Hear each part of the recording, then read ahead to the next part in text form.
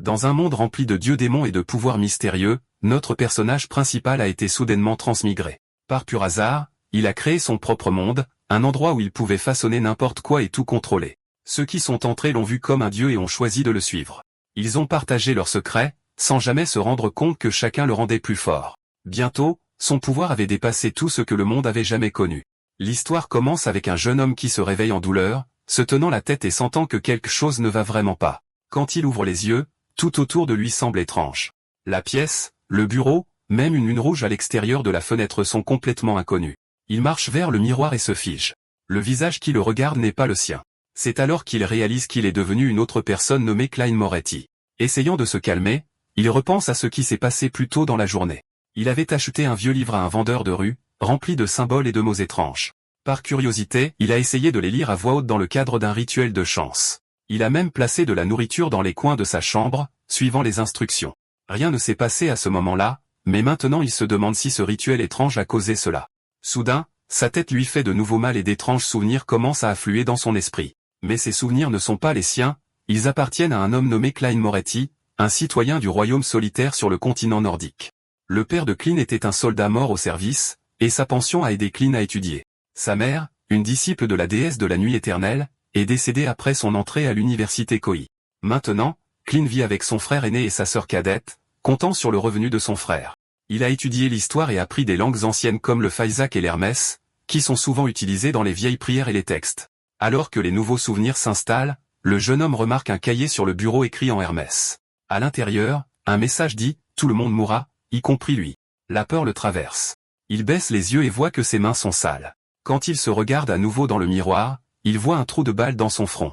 Il se tient là, terrifié, réalisant qu'il est d'une manière ou d'une autre à l'intérieur du corps de Cline, sans aucune idée de comment ou pourquoi c'est arrivé. Cline resta figé devant le miroir, fixant la blessure par balle sur son front. Cela avait l'air réel, mais d'une manière ou d'une autre, il était toujours vivant. La blessure était déjà à moitié guérie, ce qui n'avait aucun sens. Peut-être que c'était quelque chose causé par la transmigration. Il se demanda alors comment il était mort auparavant. Ses yeux tombèrent sur un revolver posé sur la table. Quand il l'a ramassé, il a remarqué qu'une balle manquait. Un sentiment froid le parcourut lorsqu'il réalisa que la balle manquante était celle qui l'avait tué. Il y avait aussi du sang sur une autre balle, prouvant que c'était vrai. Mais était-ce un suicide ou un meurtre? Le suicide ne semblait pas possible. Sa famille était trop pauvre pour acheter ne serait-ce qu'une lampe à gaz, alors comment aurait-il pu acheter un revolver? Et si c'était un meurtre, pourquoi quelqu'un tuerait-il quelqu'un comme lui?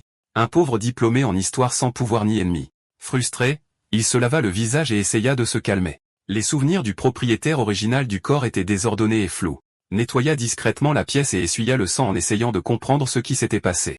Quand Cline est retourné dans la pièce, ses yeux sont de nouveau tombés sur le revolver. Avant qu'il ne puisse réfléchir davantage, une fille est entrée et a appelé son nom. Surpris, il cacha rapidement le pistolet et fit semblant d'être occupé à remonter une montre de poche. Essayant d'agir calmement, il la salua et mentionna qu'elle était toujours à l'heure. Il expliqua qu'il réparait juste la montre de son père car les aiguilles avaient cessé de bouger. Mélissa fronça les sourcils et lui arracha la montre des mains, disant qu'elle appartenait à leur père, alors elle devrait être celle qui la répare. Alors que Cline la regardait travailler, des souvenirs lui revinrent lentement. Mélissa Moretti, 16 ans, la plus jeune de la famille. Une étudiante à l'école technique de Tianjin qui rêvait de devenir mécanicienne à vapeur. Tout comme sa mémoire le disait, elle était naturellement douée avec les machines. Après avoir soigneusement ajusté la montre, Mélissa la lui rendit, et Cline la remercia, l'appelant la meilleure. Avant de partir, elle lui lança un regard inquiet qui le fit se demander, pensait-elle que son frère avait perdu la tête? Plus tard, pendant le petit déjeuner, Mélissa lui rappela ses courses. Elle lui dit d'acheter du pain frais, de la viande et des pois, prévoyant de cuisiner un ragoût d'agneau et de pois pour son prochain entretien. Elle insista sur seulement 8 livres de pain car le reste se gâterait dans la chaleur et lui rappela encore de ne pas oublier l'agneau et les pois. Cline hocha la tête silencieusement, sachant que ses paroles venaient d'une véritable attention. Elle s'occupait toujours de lui, répétant même les choses justes pour s'assurer qu'il se souvenait. Mais sous son expression calme, l'esprit de Cline était ailleurs. S'il sortait acheter la nourriture, il pourrait essayer un autre rituel d'amélioration de la chance. Si cela fonctionnait à nouveau, peut-être pourrait-il retourner dans son monde d'origine. Cline chercha dans sa chambre jusqu'à ce qu'il trouve ce qu'il cherchait. Sa tâche terminée, il sortit et se dirigea vers le bazar. Le marché était animé de son rythme quotidien. Les commerçants se criaient dessus, attirant les clients avec des promesses de gâteaux frais, de pain et de légumes apportés directement de la ville, le tout à des prix bon marché. Les mendiants chantaient dans l'espoir de recevoir des pièces, tandis que les enfants riaient et jouaient dans les rues. Klein observa la scène animée et pensa que, quel que soit le monde, les marchés seraient toujours remplis de vie. Les gens de la classe inférieure portaient la même énergie partout. Il serra fermement les pièces, sachant que c'était tout l'argent que Benson avait réussi à économiser. La réalisation pesait lourdement sur lui. La pauvreté restait la même quels que soient les mondes. Même après avoir transmigré, il était toujours très pauvre. Il soupira, se rappelant comment il avait autrefois cru que la transmigration menait toujours à la richesse, mais il n'y avait pas le temps de s'y attarder. Il se rappela qu'il savait acheter rapidement des aliments de base afin de pouvoir revenir et tenter un autre rituel d'amélioration de la chance. Son seul espoir était de transmigrer vers son monde d'origine. Klein entra dans la boulangerie et salua le propriétaire. Il a poliment demandé 8 livres de pain de seigle. Madame Smirem l'a accueilli chaleureusement et s'est empressée de préparer sa commande. Curieux, Klein a demandé si son frère Benson était déjà revenu. Elle lui a expliqué que Benson serait absent encore quelques jours et l'a félicité d'être un jeune homme si travailleur qui méritait sûrement une bonne épouse. Elle a continué à parler avec tendresse de Klein également, notant qu'il avait obtenu un diplôme d'histoire de l'université de Kauai et qu'il gagnerait bientôt de l'argent. Elle a insisté sur le fait qu'il ne devait pas continuer à vivre dans un appartement aussi misérable et l'a encouragé à trouver au moins un endroit avec sa propre salle de bain. Klein a répondu gentiment, remarquant qu'elle semblait particulièrement animée ce jour-là. Pourtant, en lui-même, le malaise grandissait. Avec la nature fragmentée des souvenirs qu'il avait hérités, il était impossible pour lui de gérer l'entretien d'embauche à venir. De plus, ses pensées sont revenues à sa vraie maison, à ses amis et à la vie merveilleuse qu'il y attendait. Il devait retourner dans son monde. Madame Miron a interrompu ses pensées en lui disant que le total s'élevait à 9 p. Clay a remarqué le prix et a commenté qu'il y a quelques jours, cela coûtait 11, et 2 mois plus tôt, c'était 15. Elle a expliqué que les prix avaient baissé grâce à l'abrogation de la loi sur les céréales et lui a dit de remercier ceux qui avaient manifesté. Avant qu'il ne parte, elle lui a rappelé à nouveau la demande de Mélissa pour de l'agneau et des petits pois. Dans la rue, un joker faisait des tours pour attirer la foule, annonçant bruyamment que le cirque donnerait un spectacle le lendemain soir. Klein a noté la nouvelle avec intérêt. Mélissa apprécierait certainement quelque chose comme ça, et il se demandait combien coûteraient les billets. Le joker s'est même adressé à lui directement, l'invitant à y assister. Répéta la pensée en lui-même, intrigué par l'idée.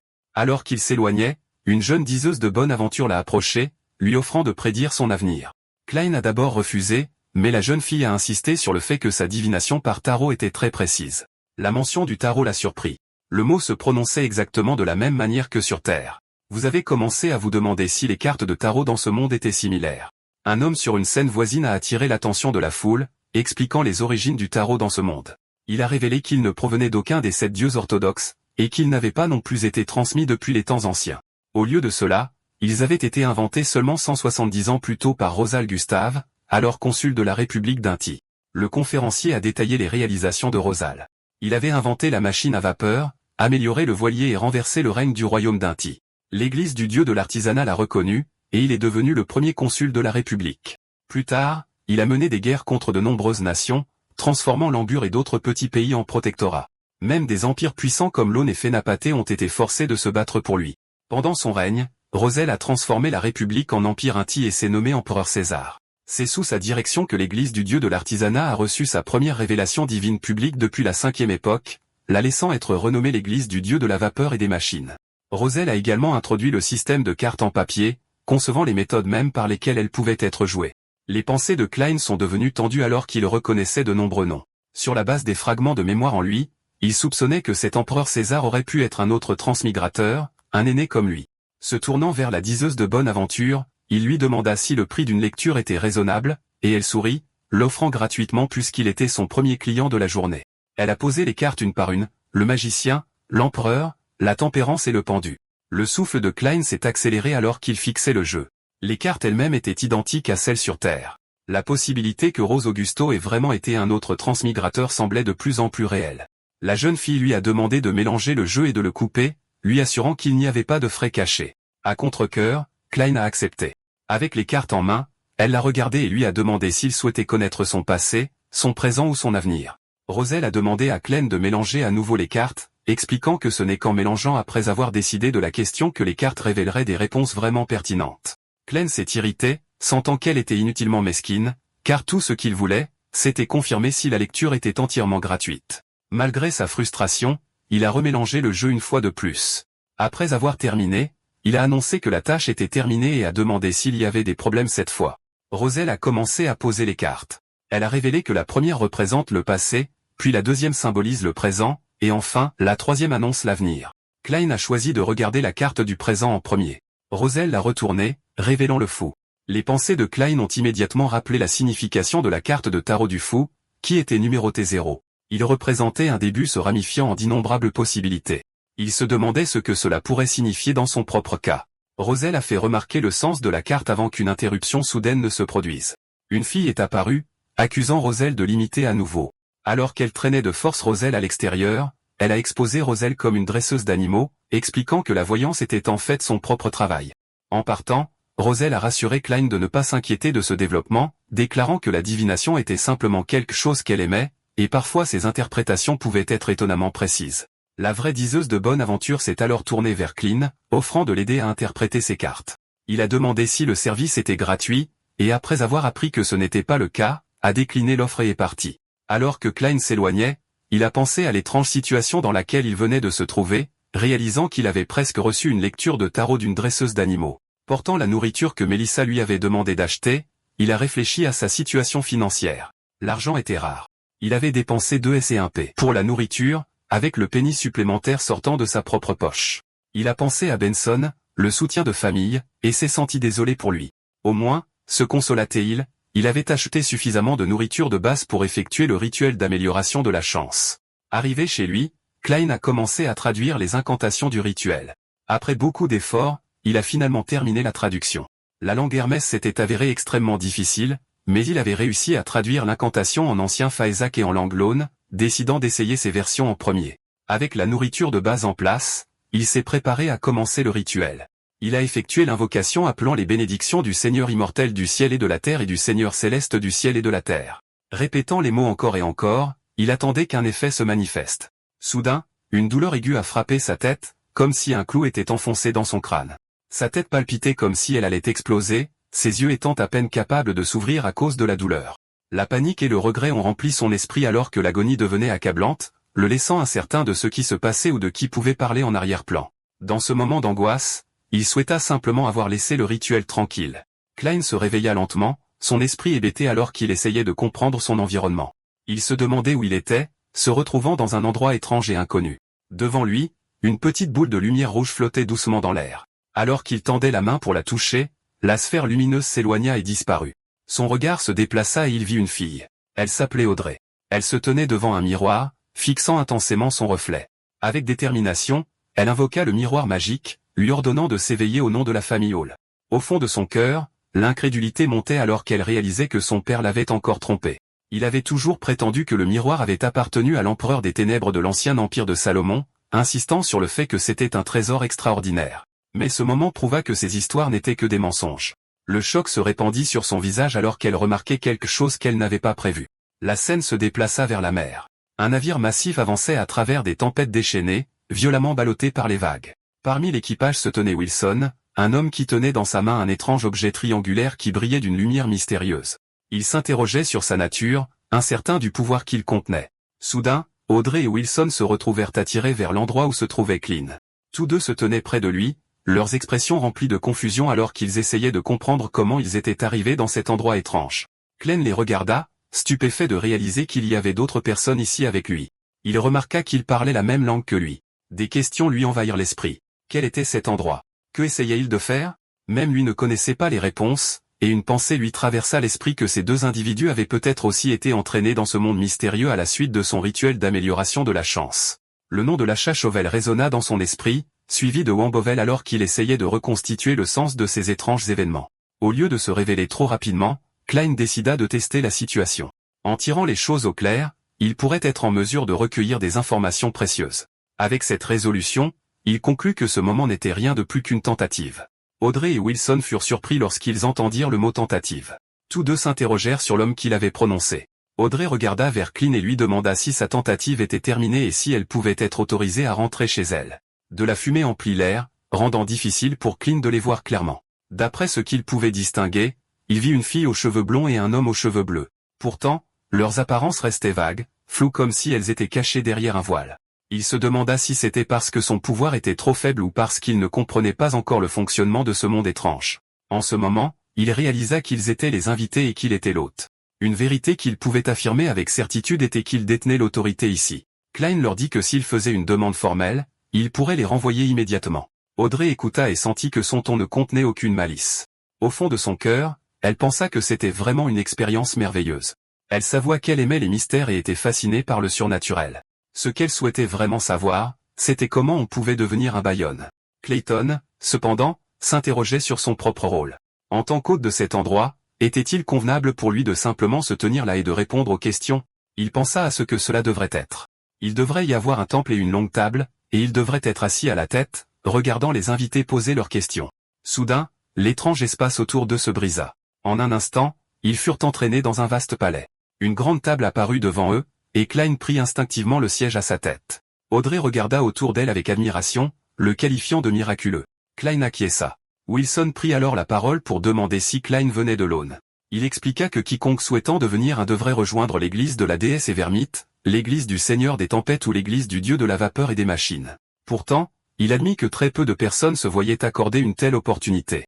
Même au sein des églises elles-mêmes, les Beyondés étaient rares, bien qu'on puisse encore les trouver parmi les cours, les tribunaux et les agences d'exécution luttant contre les dangers croissants cachés dans l'ombre. Il nota que leur nombre était bien moins nombreux maintenant qu'au début de l'âge du fer. Klein se rappela de ses souvenirs hérités que l'âge du fer était le nom de l'époque actuelle, la 5e époque, qui avait commencé il y a plus de 1300 ans.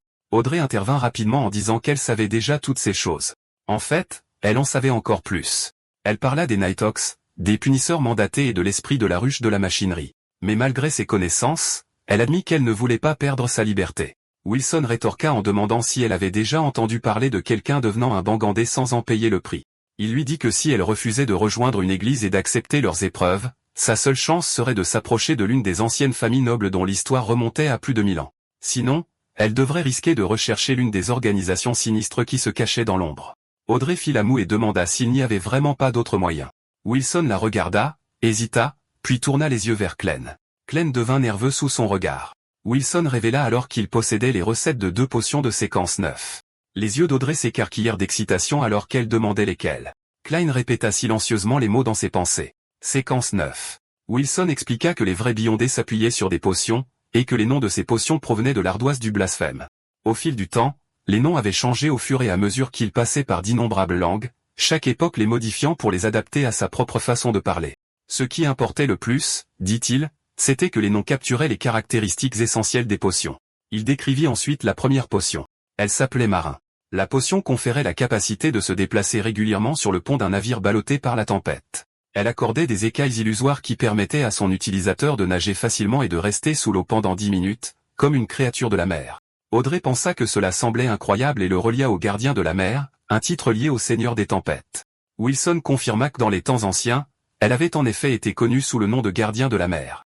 La deuxième recette, dit-il, était pour une potion appelée Spectateur. Il a admis qu'il ne connaissait pas son ancien nom, mais ses capacités étaient claires.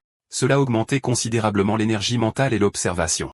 En observant attentivement les expressions, les comportements et les paroles des gens, un spectateur pouvait entrevoir leurs pensées intérieures. C'était comme regarder une pièce de théâtre se dérouler, que ce soit lors d'un grand banquet ou dans une rue bondée. Mais il y avait une condition, un spectateur ne resterait toujours que cela, un spectateur. Audrey a examiné cela attentivement et a admis qu'elle aimait l'idée d'être spectatrice. Elle a demandé comment elle pourrait obtenir la recette et ce qu'elle pourrait offrir en échange. Wilson a répondu que ce qu'il voulait, c'était du sang de requin gauche, au moins 100 ml. Elle a insisté davantage, demandant comment elle pourrait le lui donner et comment elle pourrait être certaine qu'il lui donnerait la vraie formule une fois qu'il l'aurait reçue. Wilson a répondu qu'il fournirait une adresse.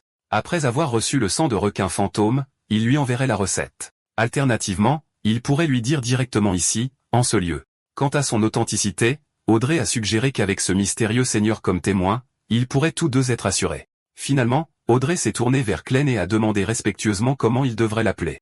Klein a donné sa réponse, il pouvait l'appeler le fou. Audrey Wilson a été choquée lorsque Klein a déclaré qu'il pouvait simplement l'appeler fou.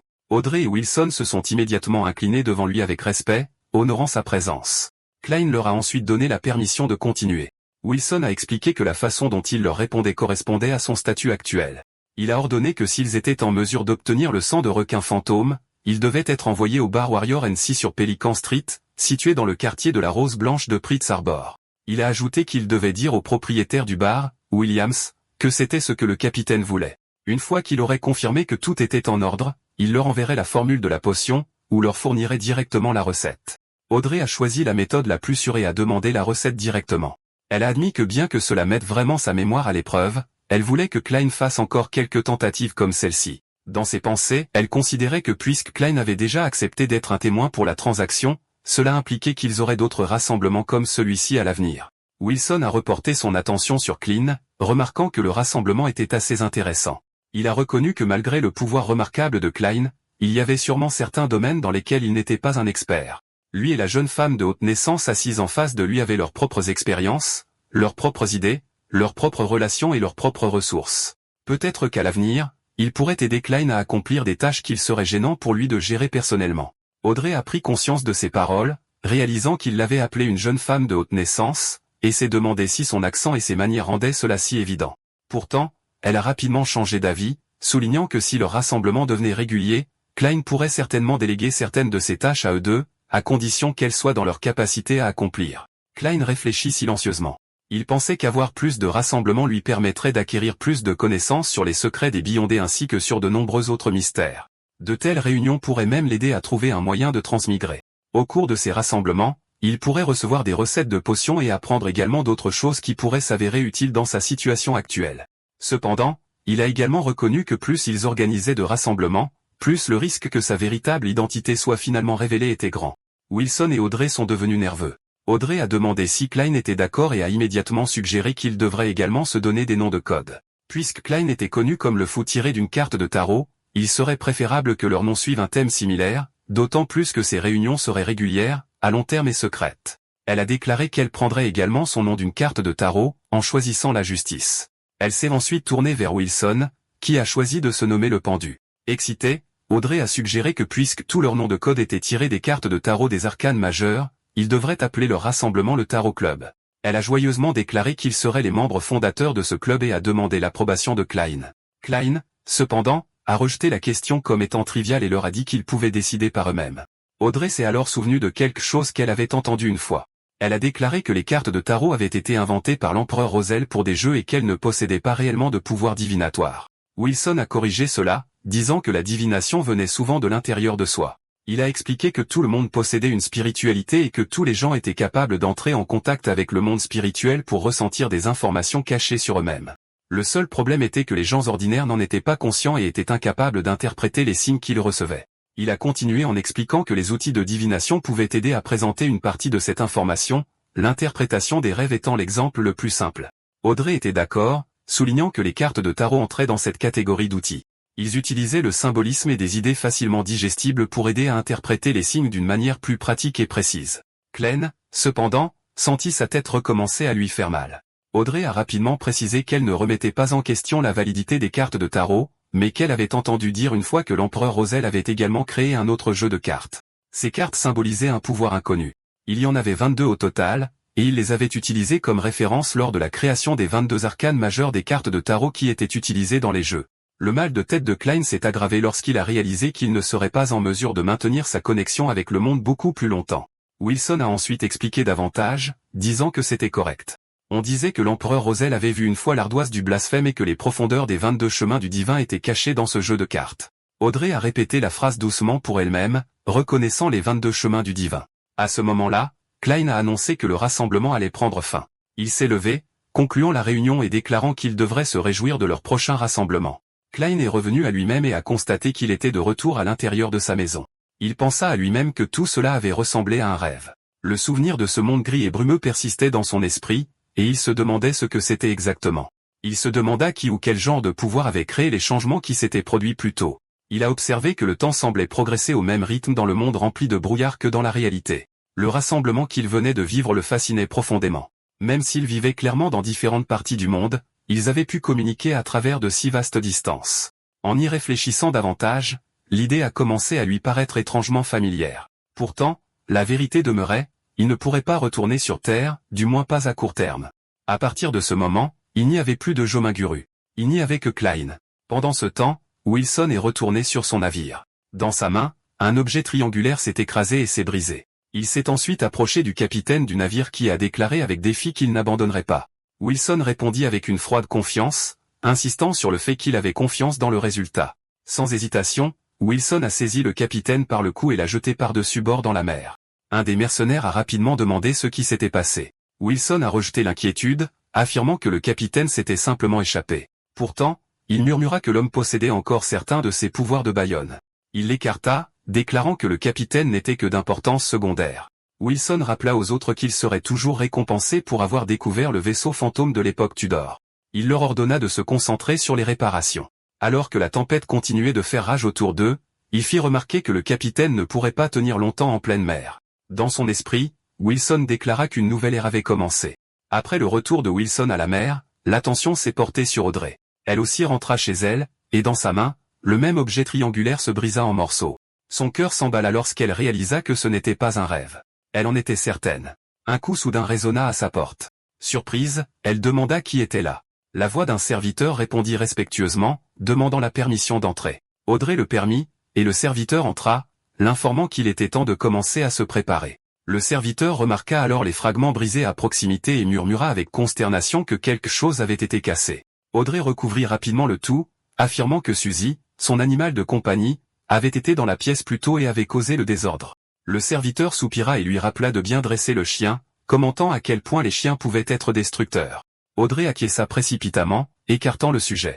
Leur routine habituelle commença. Le serviteur demanda quelle robe Audrey souhaitait porter. Elle admit son affection pour celle que Miss Guinea avait conçue pour son 17e anniversaire. Le serviteur objecta immédiatement, soulignant qu'elle avait déjà été portée lors d'une occasion formelle. La porter à nouveau lors d'un tel événement amènerait les gens à soupçonner que la famille Hall traversait des difficultés financières. Audrey protesta, mais le serviteur resta ferme.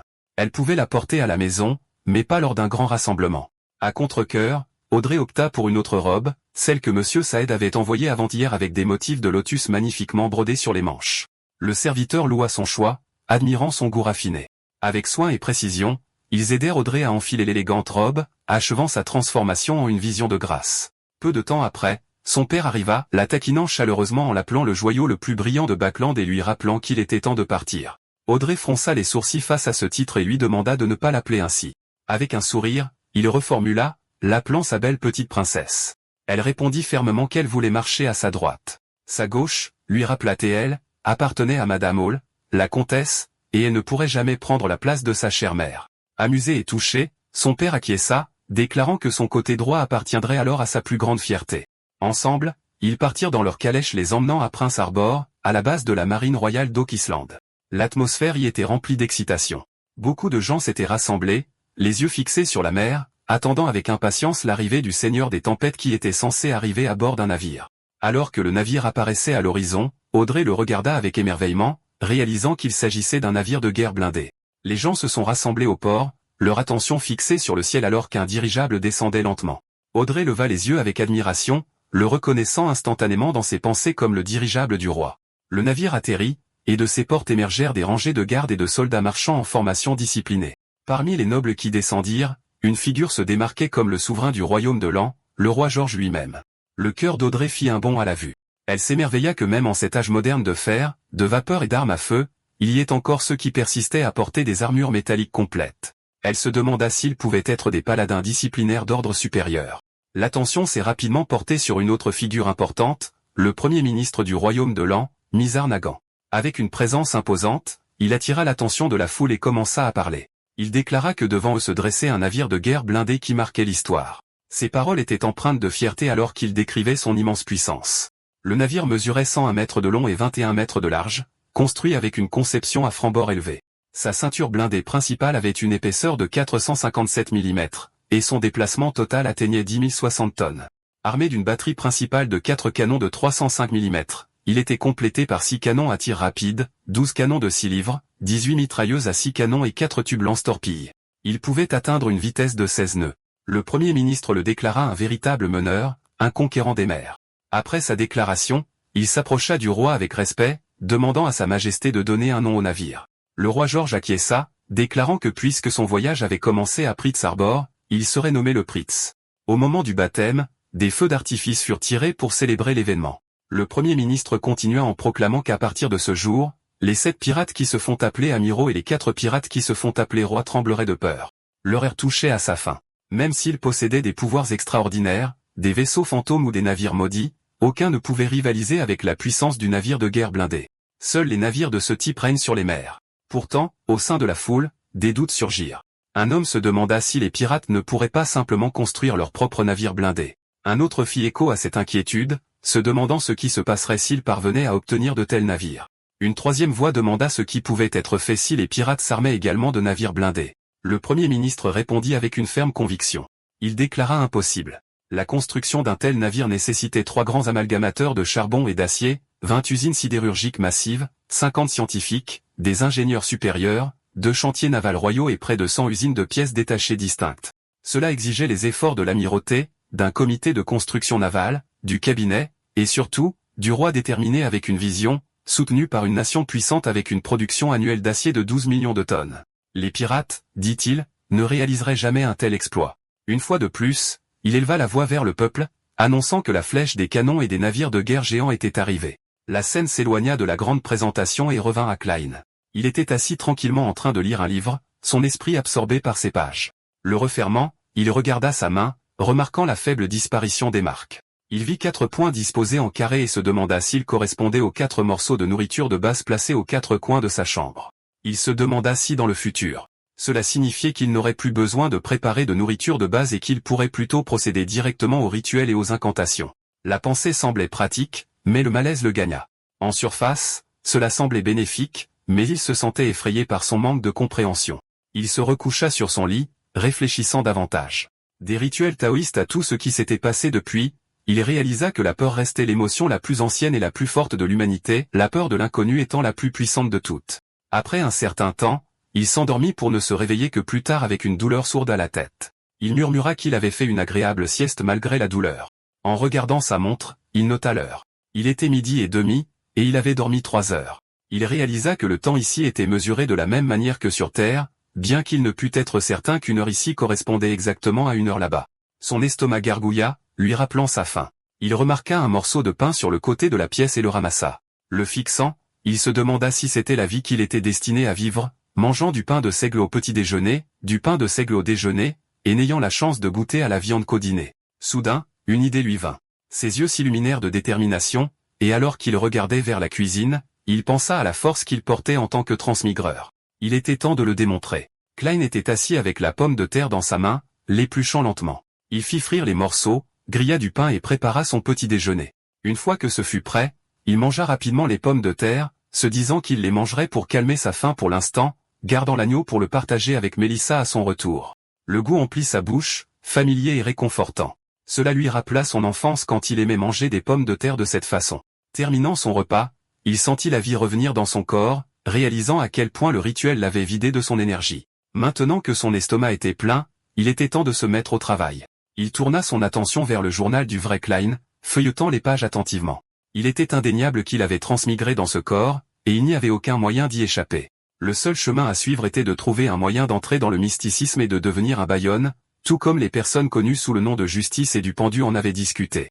Heureusement, Klein avait été un homme méticuleux qui tenait un journal. Cette habitude pourrait détenir des réponses. Avant la prochaine réunion, il savait qu'il fallait le lire et reconstituer les lacunes dans les souvenirs fragmentés de Klein. Mais il y avait un autre mystère, pourquoi Klein s'était suicidé et quand cela lui était vraiment arrivé.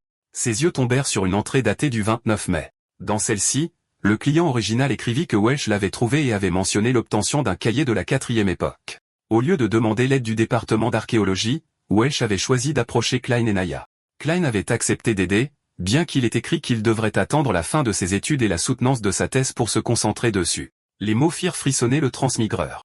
Selon les souvenirs de Klein, c'était actuellement l'âge du fer, et la 4e époque était survenue juste avant. Pourtant, les historiens humains n'ont reconstitué que des fragments de cette époque à partir des textes théologiques des 7 principales églises. À présent, ils ne connaissaient que l'empire de Salomon, la dynastie Tudor et l'empire de Trinzo. Klein pensa à l'excitation que l'original devait avoir ressentie en tant qu'étudiant en histoire en découvrant quelque chose qui pourrait en révéler davantage sur la 4e époque, également appelée l'âge des dieux. Mais alors une autre pensée s'insinua. Les informations que Welch avait trouvées pouvaient-elles avoir quelque chose à voir avec la mort de Klein? Y avait-il d'autres indices cachés dans ces pages? Il feuilleta davantage, atteignant une entrée datée du 24 juillet. Naya avait dit à Klein qu'ils avaient découvert quelque chose de nouveau, et Klein avait décidé d'aller le voir. Une autre entrée datée du 25 juin rapportait que, d'après le contenu nouvellement interprété, Ils avaient appris que le propriétaire original du cahier avait accepté une mission d'escalader le plus haut sommet de la chaîne de montagnes d'Ornisus, où se trouvait la nation des Verknight. La pensée le stupéfia. Le plus haut sommet des montagnes d'Ornisus mesurait plus de 6000 mètres de haut. Comment une nation peut-elle exister là-haut, et comment survivrait-elle? Mais le journal se terminait là. Il fixa les derniers mots, réalisant qu'il avait transmigré dans le corps de Klein dans la nuit du 28 juin. Cela le frappa soudainement. Cette ligne énigmatique était-elle la clé? Tout le monde mourra, moi y compris. Cela semblait être un dernier indice laissé derrière. Il réfléchit à ce monde et à ses différences. Les universités étaient rares, et la plupart du temps, seuls les nobles et les aristocrates pouvaient y assister. Même ainsi, tout roturier qui parvenait à y entrer repartirait avec des relations précieuses, même s'il échouait. Clayton avait été l'un de ses étudiants, et Welsh, fils d'un riche banquier, était souvent venu le voir, lui et Naya, pour obtenir de l'aide en raison de leurs travaux de groupe. La pensée suscita un nouveau plan. Il devait rendre visite à Welsh et jeter un autre coup d'œil à l'ancien cahier. Peut-être serait-il en mesure de découvrir d'autres indices. Pourtant, il savait aussi comment de telles situations se déroulaient dans les histoires et les films. Si le cahier avait vraiment quelque chose à voir avec lui, il courait très probablement un danger en y allant. Mais il ne pouvait pas l'éviter non plus. Fuir l'empêcherait de résoudre le mystère, et il ne pouvait certainement pas aller à la police. Comment pouvait-il signaler son propre suicide? Alors que son esprit était rempli de ses pensées, on frappa à la porte. Klein tenait une arme à la main et se demandait qui pouvait bien arriver à une heure pareille. De l'autre côté de la porte, une voix s'identifia comme battant. Klein réalisa immédiatement que c'était la police. Il posa l'arme de côté, se disant que cela devrait suffire, et se dirigea vers la porte. L'ouvrant avec un bâillement, il fit semblant de s'être juste réveillé, s'excusant comme s'il avait fait une sieste. Mais au moment où ses yeux tombèrent sur Battant, son expression se figea. À côté de lui se tenaient 3 autres policiers. Battant expliqua que les officiers avaient quelque chose à lui demander. Klein les invita à entrer, demandant de quoi il s'agissait. Son attention, cependant, se porta sur l'épaulette de l'un des hommes, remarquant les étoiles à 6 branches brodées là. Ce détail indiquait clairement que ces 3 étaient des inspecteurs. L'un d'eux commença l'interrogatoire en demandant si Klein connaissait Welsh McGovern. Klein, surpris, demanda s'il lui était arrivé quelque chose, mais l'inspecteur le coupa, disant que l'interrogatoire était de routine et qu'il n'y avait pas besoin d'être nerveux. Klein confirma que s'il faisait référence à Welsh McGovern, le diplômé de l'université à Constant, alors, oui, il le connaissait.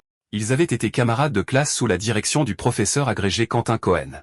Klein admit que leur relation était bonne. Il expliqua que lui, Welsh et Naya se rencontraient souvent, interprétant et discutant d'un document que Welsh avait obtenu, lié à la 4e époque. Ce document se présentait sous la forme d'un carnet. Avec hésitation, Klein demanda si quelque chose était arrivé à ses amis. L'inspecteur l'informa avec regret que Welsh était décédé. Le choc fut brutal et sa voix trembla lorsqu'il posa des questions sur Naya. L'inspecteur révéla qu'elle était également décédée, tous deux retrouvés dans la résidence de Welsh.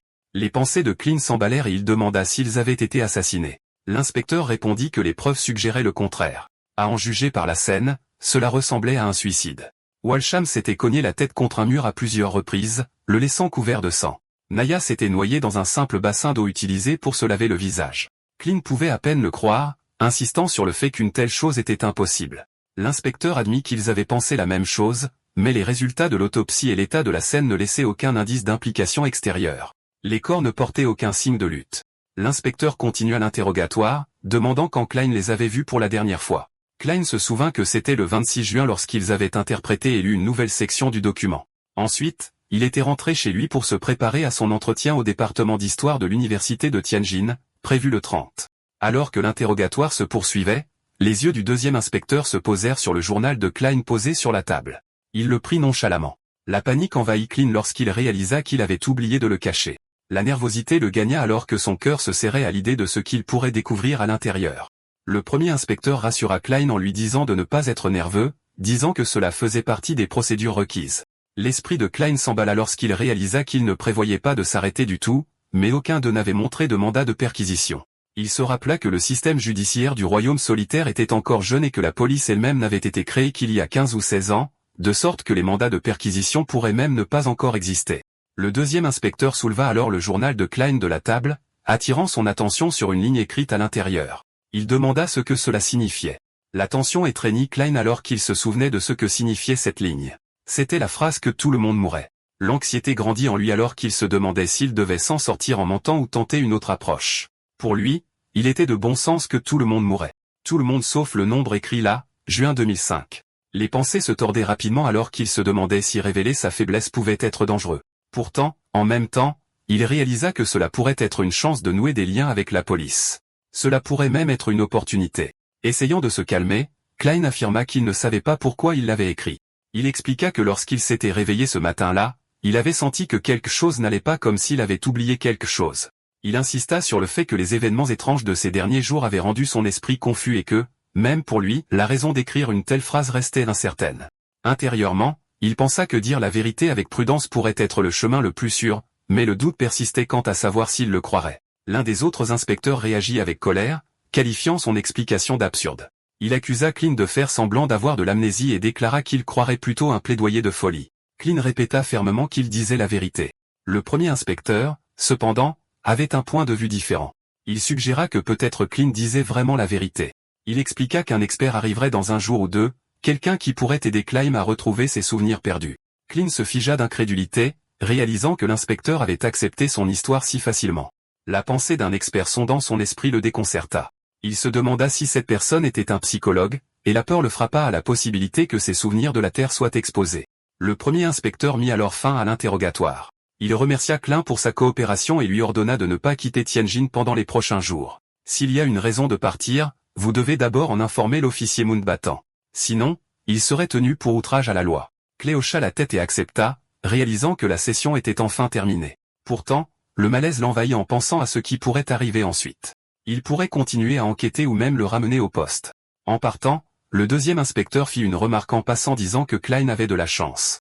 Normalement, expliqua-t-il, après avoir rencontré un tel événement, toutes les personnes impliquées mouraient. Il souligna à quel point il était chanceux de voir Klein vivant. L'esprit de Klein tourbillonna à ces mots. L'idée qu'il était normal que toutes les personnes impliquées meurent ne fit qu'approfondir sa confusion. Il se demanda pourquoi, si l'affaire était si effrayante, il ne le plaçait pas sous protection en tant que témoin important. Cela semblait imprudent, et il se demanda s'ils essayaient simplement de le tester ou même de l'utiliser comme appât.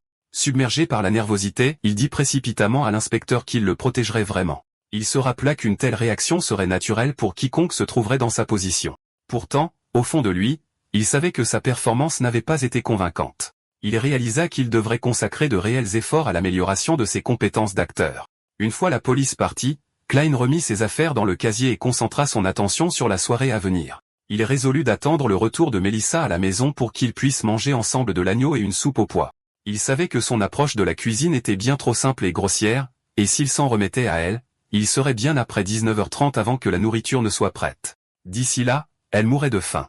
Décidant de prendre les choses en main, Klein prévoyait de lui montrer à quoi pourrait ressembler la vraie cuisine. Quant à la révélation soudaine de ses compétences culinaires, il choisit d'attribuer l'inspiration à Welch.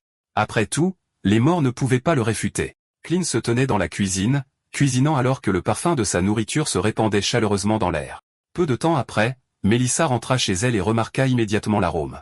Elle fut surprise de voir que Klein avait préparé le repas lui-même. Elle goûta la nourriture et fut émerveillée de sa saveur. Les saveurs l'ont stupéfiée, et elle pouvait à peine croire que c'était sa première tentative. Klein lui dit qu'il avait déjà mangé quelques bouchées en cuisinant, revendiquant cela comme le privilège d'être le chef. Melissa rit, louant à nouveau le plat, bien qu'elle ait admis que tout était destiné à lui. Klein expliqua qu'il avait demandé une fois à Welch de lui apprendre à préparer cette recette, car le chef de Welch était particulièrement compétent. Pourtant, comparé à cela, son propre effort était insuffisant. Il avait promis que dès qu'il aurait assez d'argent, il emmènerait Melissa et Benson au restaurant, où ils pourraient déguster une nourriture encore meilleure ensemble. Melissa sourit, mais lui rappela rapidement son entretien à venir, et Klein lui dit en plaisantant que le nettoyage serait sa responsabilité. Elle lava la vaisselle, toujours curieuse, et demanda s'il avait utilisé du poivre noir et du saindoux. Klein avoua en avoir utilisé juste un peu, disant que c'était le prix à payer pour que la nourriture ait si bon goût. Melissa suggéra ensuite qu'elle devrait recommencer à faire la cuisine, lui rappelant de se concentrer plutôt sur son entretien et sur la recherche d'un emploi. Klein rit doucement, pensant qu'elle n'avait pas besoin d'aborder une question aussi différente à ce moment-là. Le soir venu, Melissa lui dit de s'assurer qu'ils se couchaient tôt. Ils s'échangèrent des vœux de bonne nuit et allèrent tous les deux se coucher. Quelque temps plus tard, Klein fut réveillé par un coup à la porte.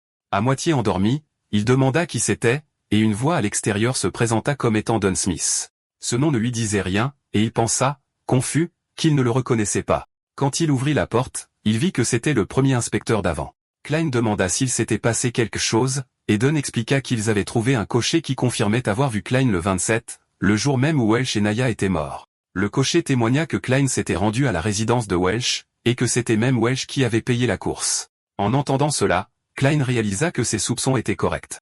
Le 27 juin, le Klein originel était vraiment allé chez Welch. Ensuite, il était revenu seulement pour se suicider cette même nuit, tout comme Welch et Naya. Klein insista sur le fait que cela ne suffisait pas à prouver qu'il avait quoi que ce soit à voir avec leur mort. Il admit honnêtement qu'il voulait aussi savoir ce qui s'était réellement passé ce jour-là, et quel sort était arrivé à ses deux malheureux amis.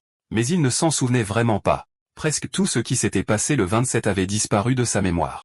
La seule raison pour laquelle il pouvait même deviner qu'il était allé à la résidence de Walsh ce jour-là était à cause des entrées laissées dans son journal. Smith le regarda attentivement et nota qu'il avait une forte contenance. Smith entra dans la chambre de Klein où Klein insista immédiatement sur le fait que tout ce qu'il avait dit jusqu'à présent était vrai. Au fond de lui, Klein reconnut que ce n'était qu'une partie de la vérité. Smith révéla que l'un des revolvers de M. Welch était manquant et non comptabilisé, et il était convaincu qu'il le trouverait ici. Klein réalisa rapidement que l'arme appartenait à Welch. Il leva les mains et admit que le revolver était caché sous le lit, rangé à l'intérieur du cadre. Smith insista davantage, lui demandant s'il y avait autre chose qu'il souhaitait ajouter.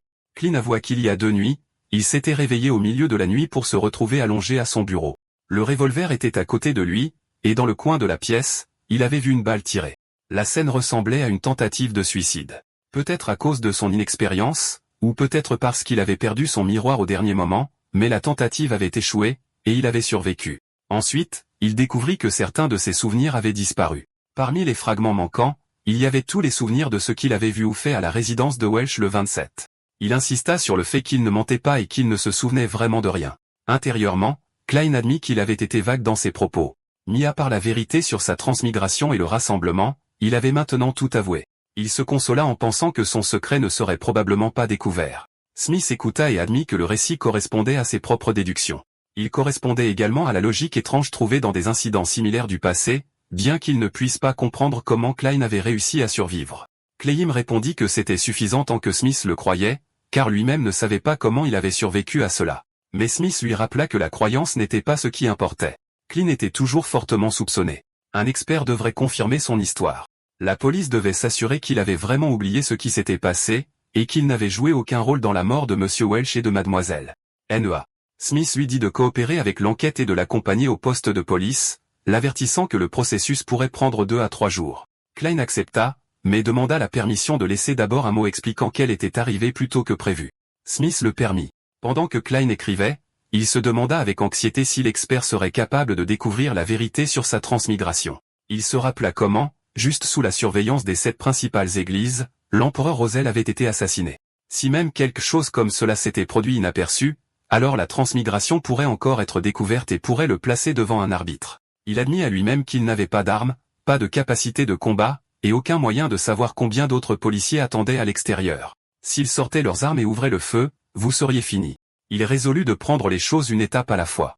Lorsque la note fut terminée, Smith escorta Klein à l'extérieur et le dirigea vers la voiture. Juste à ce moment-là, de l'autre côté de la rue, un homme était surpris en train de voler un enfant. Le voleur se débattait et criait qu'il n'avait rien volé. L'homme qui le retenait cria avec colère à l'enfant de rendre ce qu'il avait pris ou d'en subir les conséquences. Le voleur continua de protester, insistant sur son innocence. Saisissant le chaos comme une opportunité, Klein s'enfuit en pensant que c'était sa chance. Il fut stupéfait par la soudaine distraction et réalisa que s'il pouvait s'échapper de la ville, il n'aurait pas à rencontrer l'expert.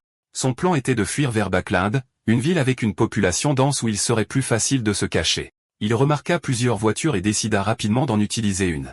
S'il pouvait monter à bord puis changer de voiture en cours de route, il pourrait distraire la police pendant au moins un petit moment.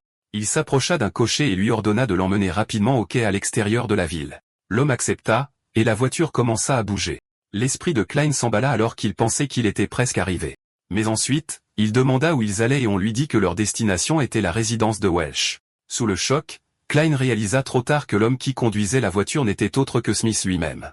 Klein se réveilla soudainement de son sommeil, réalisant avec un choc que tout ce qu'il venait de vivre était un rêve. Il jeta un coup d'œil à sa montre et vit qu'il n'était que 2h30 du matin. La réalisation le frappa qu'il devait s'éloigner un instant pour se soulager. Alors qu'il bougeait, il prit conscience d'une silhouette debout derrière lui. Smith était là, et la vue laissa Klein stupéfait, ne sachant pas s'il rêvait encore. Smith se présenta comme d'un Smith, un Nighthawk. L'esprit de Klein s'agita immédiatement, se rappelant que les Nighthawks étaient le groupe de Beyondés mentionné par Justice et le Pendu, l'organisation sous l'église de la déesse. Ses pensées s'emballèrent alors qu'il se demandait si Smith avait contrôlé ses rêves, causant les étranges visions qu'il venait de vivre. Smith clarifia qu'il n'avait pas contrôlé le rêve, mais qu'il y était seulement entré pour fournir les conseils nécessaires. Tandis que Klein assimilait cela, Smith expliqua que lorsqu'on rêve, les pensées et les émotions habituellement enfouies remontent à la surface, rendant tout chaotique, absurde et étrange. Pourtant, la vérité persiste toujours, cachée, mais découvrable. Pour quelqu'un d'expérimenté comme Smith, trouver la vérité était facile. Comparé au Klein conscient, il trouvait le Klein rêveur plus fiable. Klein réalisa que les gens ordinaires ne pouvaient pas contrôler leurs rêves. Cela signifiait que s'il rêvait de quelque chose de la Terre, Smith finirait inévitablement par le découvrir. Dans son rêve, cependant, Klein était resté lucide, pleinement conscient de ce qui pouvait et ne pouvait pas être révélé. Il n'avait montré que ce qu'il voulait que Smith voie. Il commença à soupçonner que son état mental était inhabituel à cause de sa transmigration, ou peut-être à cause d'un effet supplémentaire du rituel d'amélioration de la chance. Klein demanda alors si Smith croyait maintenant pleinement qu'il avait perdu la mémoire. Smith nota que la plupart des gens qu'il avait rencontrés auparavant, même après avoir terminé un rêve, refusaient toujours de croire à l'existence de pouvoirs beyondés et préféraient penser qu'ils dormaient encore. Klein, cependant, ressentait les choses différemment. Il espérait et priait pour que de tels pouvoirs puissent être utilisés pour l'aider, une pensée qui intrigua Smith. Smith songea que ce n'était peut-être pas seulement la chance qui avait maintenu Klein en vie. Il confirma que Klein avait effectivement perdu des parties de sa mémoire à cause de l'incident, en particulier les souvenirs directement liés à celui-ci. Klein demanda alors s'il pouvait rentrer chez lui, mais Smith rejeta sa demande. Il expliqua que Klein devait encore l'accompagner pour rencontrer un expert. Klein se demanda pourquoi c'était nécessaire, pensant que ce devait être une blague. Si l'expert possédait des compétences comme l'hypnose ou la lecture de l'esprit, la vérité de sa transmigration pourrait facilement être révélée. Smith lui assura que même s'il était confiant quant aux questions de rêve, il ne faisait jamais de mal de vérifier les choses essentielles. L'expert, expliqua-t-il, était spécialisé dans un domaine différent et pourrait même être en mesure d'aider Klein à recouvrer une partie de sa mémoire. Cela pourrait inclure le souvenir de l'endroit où se trouvait actuellement le carnet qui préoccupait tant Klein, le carnet de la famille Antigone. Klein fut choqué. Smith révéla qu'il n'avait pas pu trouver le carnet de la 4e époque malgré des recherches approfondies dans la maison de Monsieur Welch. Il n'avait rien découvert. Ni était mort. Welch était mort. Klein était maintenant le seul indice restant. Les pensées de Klein s'emballèrent lorsqu'il réalisa que le carnet avait disparu sans qu'il n'ait jamais envisagé son emplacement avant ce moment. Smith demanda alors à Klein de l'accompagner à la résidence de Welch où l'expert l'attendait. Klein ressentit une envie irrésistible de s'enfuir, mais il savait que les beyondés étaient bien plus puissants que les humains ordinaires. D'après le comportement de Smith pendant le rêve, il avait déjà renforcé sa garde, et Klein était certain qu'il était armé d'un pistolet. Alors que Smith escortait Klein dans la calèche, il l'interrogea sur la raison pour laquelle il avait tenté de s'échapper à la fin de son rêve et sur ce qui lui avait fait si peur. Klein expliqua qu'il ne se souvenait plus de ce qu'il avait fait chez Welch, ni s'il avait causé leur mort. Il admit qu'il était terrifié à l'idée de se révéler être le coupable. La peur l'avait envahi, et il pensait qu'il serait préférable de s'enfuir, de fuir vers le continent sud et d'y commencer une nouvelle vie. Smith reconnut son raisonnement et admit qu'à sa place, il aurait pensé la même chose. Clayton demanda alors s'il était possible que l'expert confirme qu'il avait vraiment perdu ses souvenirs. Il voulait savoir si, en l'absence de preuves prouvant sa culpabilité, l'affaire serait enfin résolue. Smith répondit qu'en théorie, ce serait le cas. Il expliqua qu'il continuerait à chercher le carnet manquant, et s'assurerait également que Klein n'avait pas été maudit, ni qu'il n'hébergeait des démons ou des esprits maléfiques. Il devait confirmer qu'il pouvait vivre une vie sûre et stable à l'avenir. Klein insista, interrogeant le mot théorie et demandant si quelque chose avait déjà brisé cette logique. Smith se souvint d'une affaire d'il y a quelques années impliquant un culte qui forçait ses adeptes à se suicider en guise de sacrifice vivant. Un adepte de Resist signala le culte et contribua à résoudre l'affaire. Aucune trace d'influence démoniaque n'avait été trouvée en lui, et par la suite, il vécut une vie ordinaire avec de bonnes finances, un mariage solide et un enfant intelligent et honorable. Pourtant, en mars, l'homme s'est soudainement étranglé à mort dans son bureau. Klein fut choqué d'entendre une telle fin. Bientôt, la calèche atteignit sa destination. Smith annonça qu'ils étaient arrivés à la résidence de Welch et demanda à Klein de descendre. Alors qu'il se dirigeait vers la maison, Smith présenta l'expert. Pour le monde extérieur, elle était connue comme le médium spirituel le plus renommé du comté d'Howell, bien que ce ne soit qu'un déguisement. Sa véritable identité était celle d'un véritable médium spirituel nommé Dali. À l'intérieur, Dali les salua avec un calme bonsoir. Ils prirent place sur le canapé. Smith demanda immédiatement s'il y avait des résultats. Dali rapporta que les esprits originaux, y compris ceux de Welch et Maya, avaient déjà disparu. Smith reconnut à quel point c'était gênant. Dali accepta alors de changer son approche. Smith présenta Klein à Dali et lui demanda si elle pouvait essayer de découvrir quoi que ce soit de lui. Klein devint tendu, se demandant ce qu'elle pourrait bien découvrir de lui. La pensée d'être exposé le mettait mal à l'aise, et il souhaitait désespérément que quelque chose de spécial le protège. La sensation d'être dévisagé par Dale le laissa mal à l'aise. Dale parla doucement, expliquant que puisque Klein n'était pas un ennemi, elle ne pouvait pas le traiter durement. Cela lui causerait de la douleur et pourrait même entraîner de graves complications plus tard. Elle lui dit qu'elle fournirait des parfums pour l'aider à se détendre, créant une sensation douce et agréable qui lui permettrait de s'immerger dans l'expérience. Klein trouva ces paroles étranges et troublantes. Smith le rassura en lui disant de ne pas penser inhabituel. Contrairement aux disciples du Seigneur des Tempêtes, ils avaient des coutumes différentes, et ici les femmes pouvaient taquiner verbalement les hommes sans problème. Il rappela à Klein la dévotion de sa mère à la déesse Evernite et la présence de son frère et de lui-même aux leçons de l'école du dimanche, disant qu'il devrait comprendre cela. Klein admit qu'il comprenait, même s'il ne s'attendait pas à ce que ce soit ainsi. Smith ajouta que Dale utilisait rarement cette méthode et ne le faisait que pour l'aider à se détendre. Il souligna que son véritable intérêt résidait dans les cadavres plutôt que dans les hommes. Klein, nerveux et silencieux, resta immobile tandis que Dale protestait légèrement que Smith la faisait passer pour une perverse. Elle passa rapidement à autre chose, disant qu'il était temps de commencer. Elle présenta un distillat à base de plantes composées de mague vanille, de fleurs de sommeil et d'extraits de camomille, qu'elle appelait Amanta, signifiant tranquillité dans la langue d'Hermès. Elle promit que ça sentait bon. Ensuite, elle présenta un autre mélange nommé œil de l'esprit. Elle expliqua comment il était fabriqué à partir de l'écorce et des feuilles d'arbres drago et polaires, séchées au soleil pendant 7 jours, décocté 3 fois et immergé dans du vin lentille avec plusieurs incantations ajoutées tout au long. Il était utile dans le spiritisme et assez puissant pour enchanter ceux qui y étaient exposés. Klein a reconnu la sensation qu'elle produisait, la comparant à ce qu'il avait ressenti lors de son rituel d'amélioration de la chance. À ce moment-là, elle n'avait pas la folie qui lui avait autrefois donné l'impression qu'il allait exploser. Dali a souri et a fait sa présentation officielle, se déclarant comme le véritable médium spirituel d'Ali. Dali a commencé le rituel en expliquant comment les humains possédaient de vastes champs cognitifs avec d'innombrables secrets cachés au plus profond de leurs pensées. Elle a comparé l'esprit à un vaste océan, où les choses que les gens connaissaient d'eux-mêmes n'étaient que de petites îles pointant au-dessus de la surface. Réalisé que le rituel avait commencé.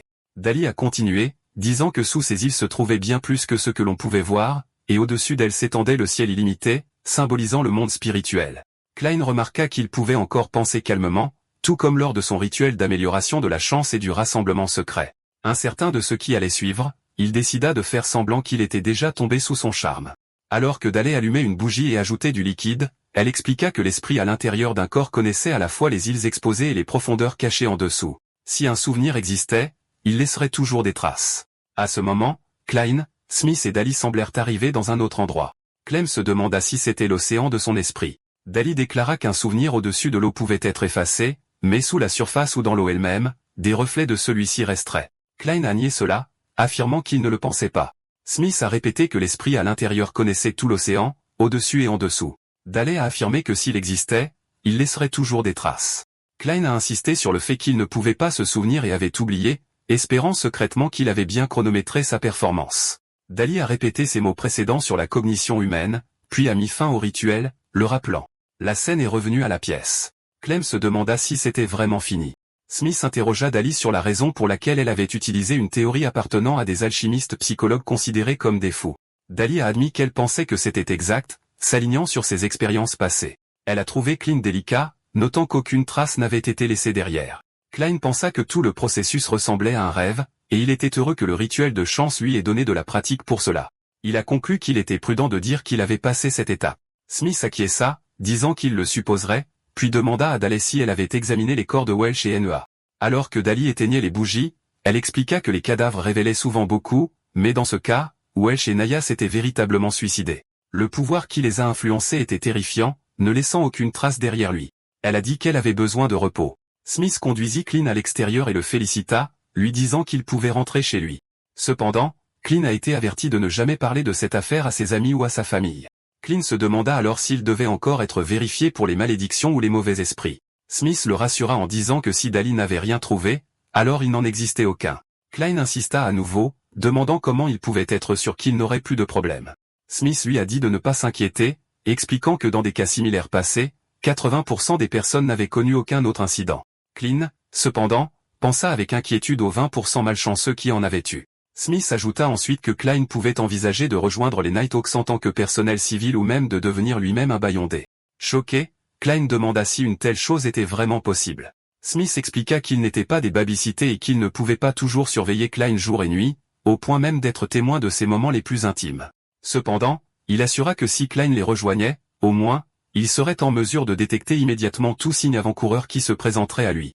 Klein répondit avec hésitation, se demandant s'il pouvait vraiment faire cela. Intérieurement, il se demanda si c'était une sorte de blague, si devenir un bâillonté était vraiment si facile. Smith précisa que ce n'était pas aussi simple qu'il y paraissait. Cela dépendait entièrement de la situation. Il avertit Klein de ne pas douter de ses paroles, déclarant que s'il choisissait vraiment de devenir un Nighthawk, il devrait sacrifier beaucoup. Parmi ces sacrifices, il y avait la liberté, et même si cela était mis de côté, il y avait d'innombrables autres problèmes à affronter.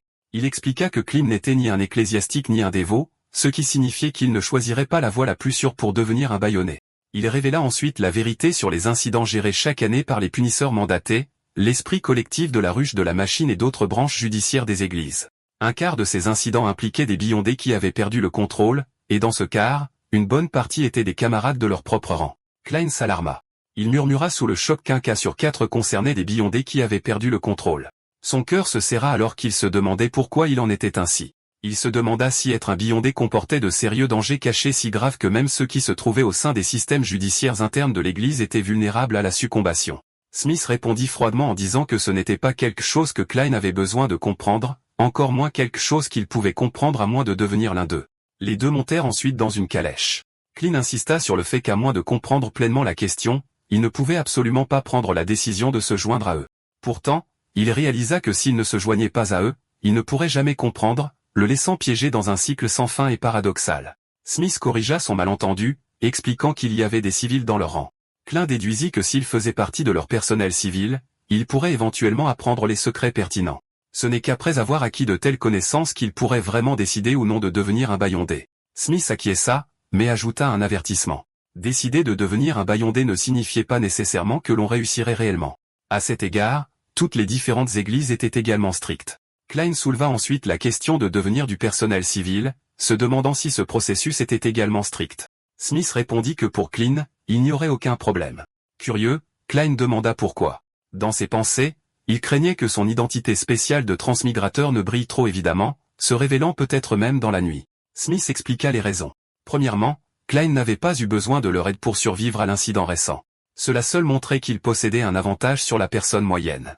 Il suggéra que Klein était peut-être plus chanceux que la plupart, et les personnes chanceuses étaient toujours les bienvenues parmi eux. Rapidement, il l'écarta comme une blague, mais continua ensuite.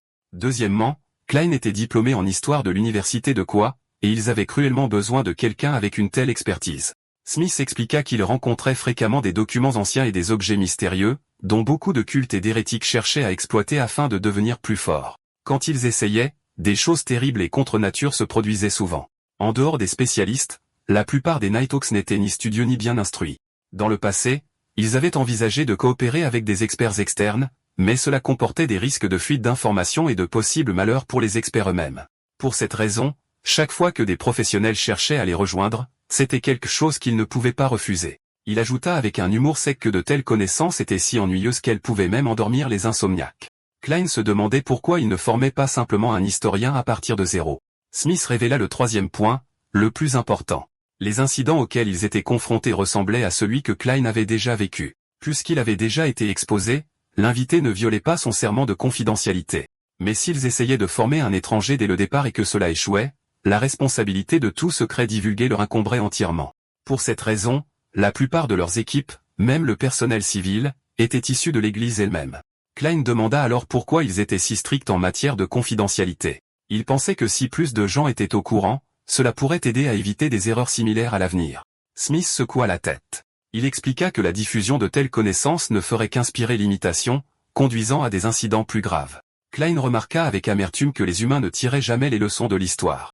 Ils répétaient toujours les mêmes tragédies encore et encore. Smith le reconnut avec admiration, notant que cette citation de l'empereur Roselle était pleine de vérité philosophique. Klein réfléchit profondément, réalisant que l'empereur Roselle, son aîné en matière de transmigration, semblait véritablement omniprésent.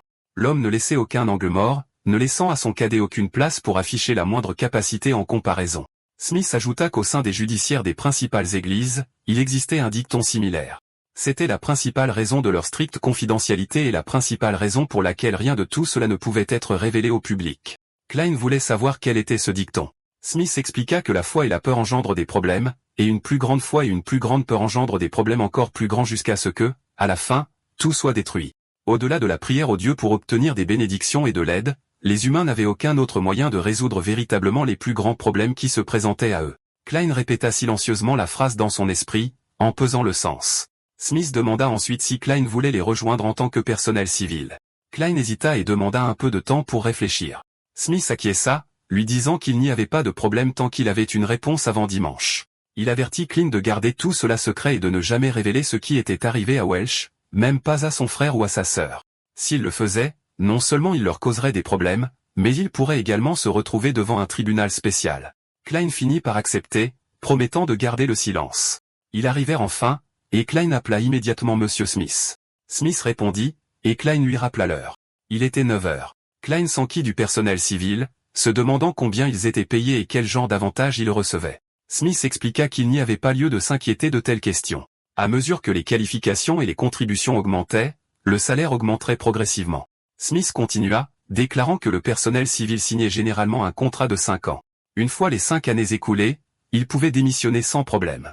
Cependant, ceux qui démissionneraient seraient tenus de signer un accord de confidentialité à vie. Ils ne seraient pas autorisés à quitter Tianjin sans autorisation préalable. Et s'ils déménageaient dans une autre ville, ils devraient s'inscrire auprès d'un maïtok local. Klein demanda alors où il devait aller une fois qu'il aurait pris sa décision.